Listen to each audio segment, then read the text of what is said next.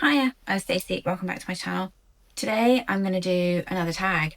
This one is the Booktube Name Tag. I was tagged in this by Ali over at Genteel Black Hole.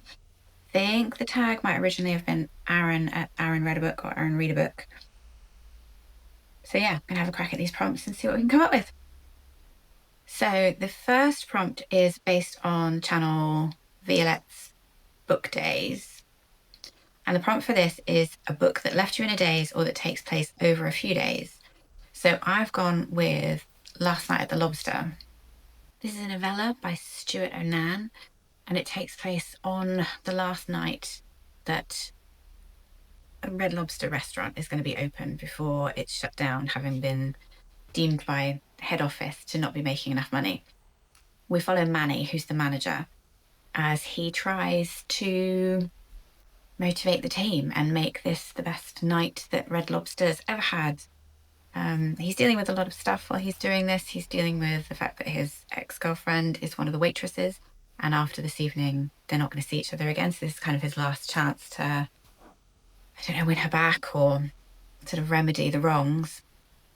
He's also dealing with some guilt because he's one of a very small number of them who are being rescued and scooped up and taken to another restaurant. So he will still have a job next week, but the people that he's been in charge of for however long won't, and he's dealing with an awful lot of guilt around that. It's a very cute little story. If you've worked in a restaurant, you will totally recognise a lot of the boring minutiae of the job, and it's really sweet watching somebody feel that what they do matters, even if it doesn't seem like a big deal to anybody else.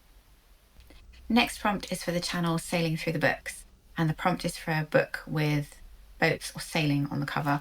So I've gone with, well, it features, I think if it features it in the book, but I've gone with Black Island, which is a Tintin story.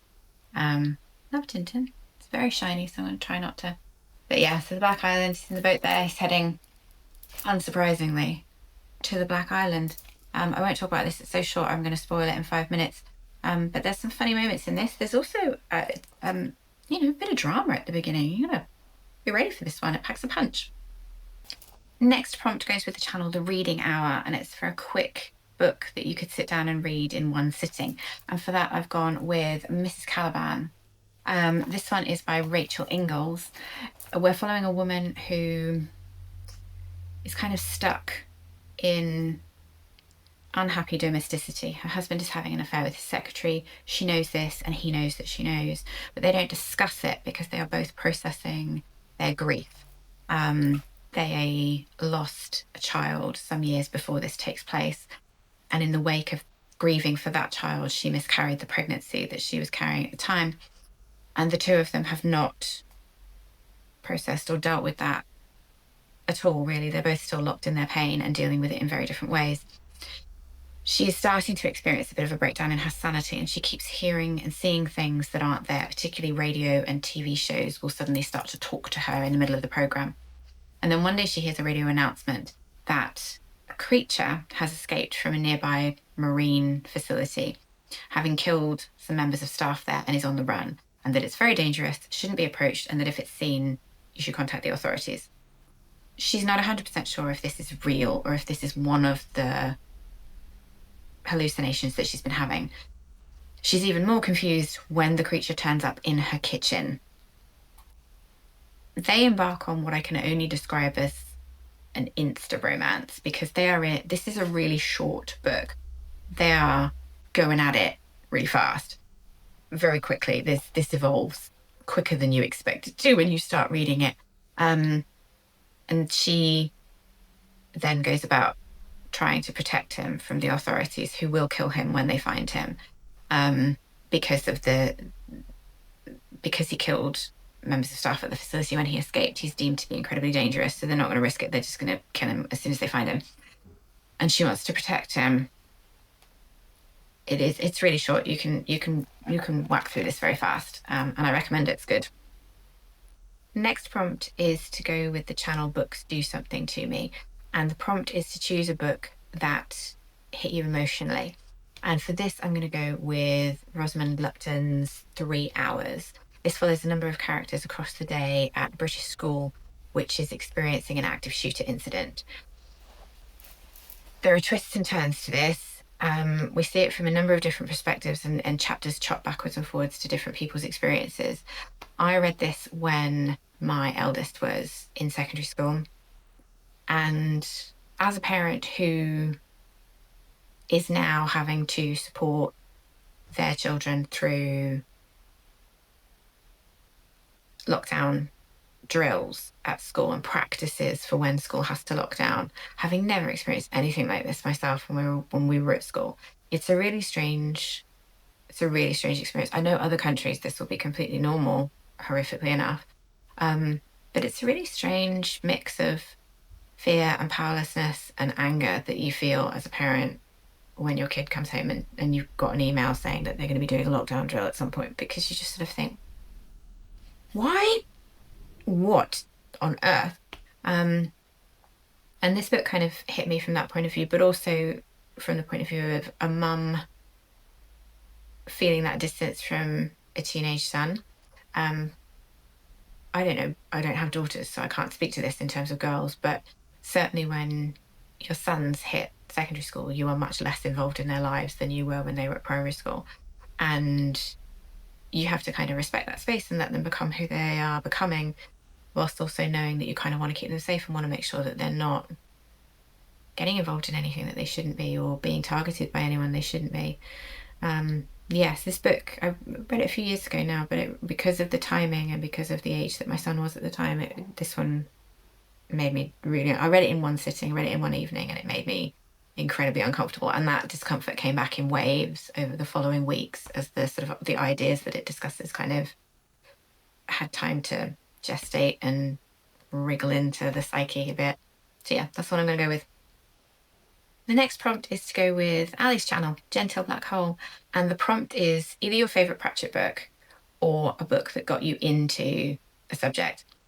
Now, there's no secret. If you've seen more than one of my videos, you know that my favourite Pratchett book, Discworld book, is the Witches Abroad book. And I can't talk about that one again. I mean, I could, but I won't. So instead, I'm going to go with Leo Marx's Between Silk and Cyanide. I'm a bit of a World War II nerd. My sweet spot is spies, espionage, counterintelligence, in particular SOE.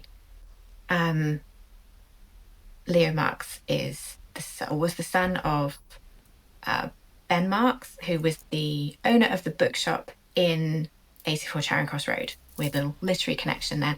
And my mum knew how much I loved 84 Charing Cross Road, and she knew that I was into World War II, and she bought me this behemoth of a biography many years ago at a time in my life where I was at university, different university to the one where I mentioned in other videos, being down in Devon.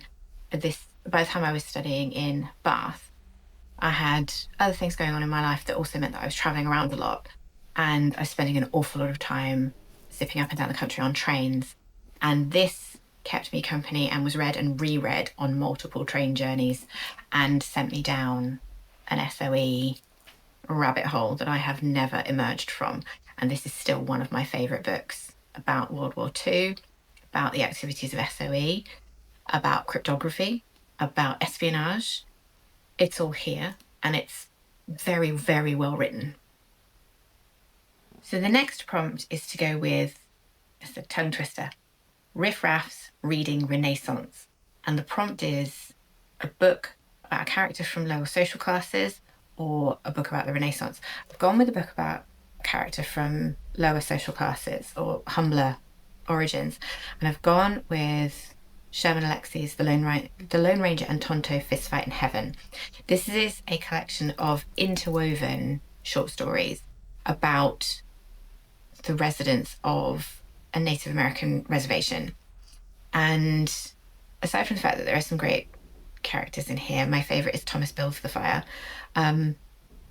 This follows each of these characters as they're going through their day-to-day lives, but also unpacking generational trauma, social and economic hardships and challenges that they're having to overcome, their own identities that they're kind of processing and dealing with. The writing on this is gorgeous. It was made into a film, which I haven't seen for years, but it was made into a film.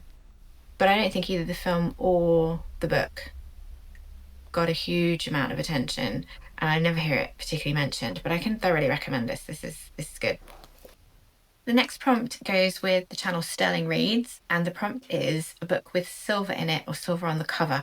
I hunted high and low in my shelves and I couldn't find very much, but I do have its reading is grey on the camera, but I promise you in the right light, it's kind of a shiny silver version. This is Margaret Atwood's Oryx and Crake. Nobody writes dystopian humanity the way Atwood does. I love this book. It's not an easy read necessarily, but it's I do enjoy it. Yeah, so this is the closest I could get. Sort of a grey silver. If it had been gold, we'd have been spoiled for choice. I have tons of gold books, but silver, we were not. The cupboard was bare. So there we go. Grey silver is where we're going to have to draw the line. Next prompt is to go with the channel Big Hard Books and Classics. And the prompt is for your favourite classic, your favourite hardback. Bonus points for a hardback classic. Now, my favourite hardback was featured in another tag video that I did a couple of weeks ago for Ali's birthday. And I showed you my first edition of Arcadia. That is my favourite hardback that I own. But I didn't want to do the same thing again. So we've gone for one of my favourite hardbacks that I own. It's also a classic. I'm going to be really ginger with this. This is an 1889 copy of Pepys's Diary. It is not in good condition. It wasn't in good condition when I got it, just as a disclaimer. Please don't think that I do this to things. I'm going to fiddle with this as little as possible. But it has a gorgeous embossed cover. The back is also embossed, but not with colour. Doesn't have the foil. But it is beautiful. And we're very careful with it. And it's not a reading copy, but it makes me happy. And I was really happy to get it. I think I paid about $5 for it in a secondhand bookstore somewhere. Can't remember where. But yeah, so that's the one that we'll choose for that prompt. Next prompt is to go with the channel The Book Thing, and the prompt is to pick a book title that is the something something. So I've gone with The Common Years by Jilly Cooper. If anyone hasn't read this, I heartily recommend this. I know Jilly Cooper is more commonly associated with some of her more robust stories. The Common Years are her diaries. She kept a diary of walking her dogs on Putney Common through the 70s and into the early 80s. She has two dogs. She had two dogs at the time. Their names are Fortnum and Mason. Just chef's kiss. She is completely incapable of controlling or training them, and they cause havoc on the common every single time she takes them out. And this is just her diaries. It's just a daily note that she makes each day of what happened on the dog walk. It's funny, it's charming, super easy read. This is another one my mum gave me this years ago. I don't know if it was this copy. I've gone through multiple copies of this. I've had hardback copies of this, paperbacks. Paperbacks have a tendency to fall apart, so I've been through more than one of these. And my mum gave me her copy years ago. And again, that was a stick it in a bag and read it on the train book for me. Yeah, The Common Years. Do yourselves a favour, thoroughly recommend.